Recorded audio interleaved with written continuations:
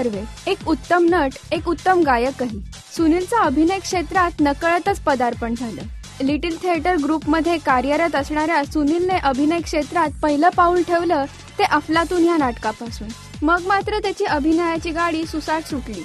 श्री तशी सौ, चार चौघी, लग्नाची बेडी यासारखी मराठी नाटकं आणि मासिबा ह्या गुजराती नाटकात त्याने अभिनय केला. छोट्या पडद्यावरचा त्याचा सहज वावर वाखाणण्याजोगा. कुंकूमधला नरसिंह असू दे किंवा असंभव मधली त्याची भूमिका असो, प्रेक्षकांना बांधून ठेवायचं काम त्याने चांगलंच पार पाडलं. मोठ्या पडद्यावरही त्याने मोठी भरारी घेतली. गोजिरी, आई, अस्तित्व अशा चित्रपटातल्या त्याच्या प्रत्येक भूमिकेला त्याने सक्षमपणे न्याय दिला. रंगभूमीप्रती असलेला आदर आणि जिव्हाळा या दोन्ही गोष्टींमुळे आता सुनीलने एक नवीन प्रयोग हाती घेतलाय आणि तो म्हणजे जुन्या नाटकाचं पुनरुज्जीवन करण्याचा. हर्बेरियम ह्या त्याच्या प्रयोगाअंतर्गत लहानपण डेगा देवा, सूर्याची पिल्ले, हमीदाबाईची कोठी, आंधळं दळतय आणि झोपी गेलेला जागा झाला अशी नाटकं त्याने पुन्हा लोकांच्या भेटीस आणली.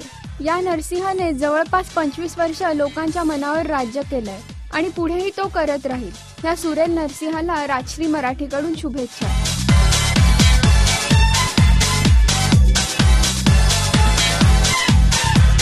राजश्री.com करिता अदिती बेडेकर.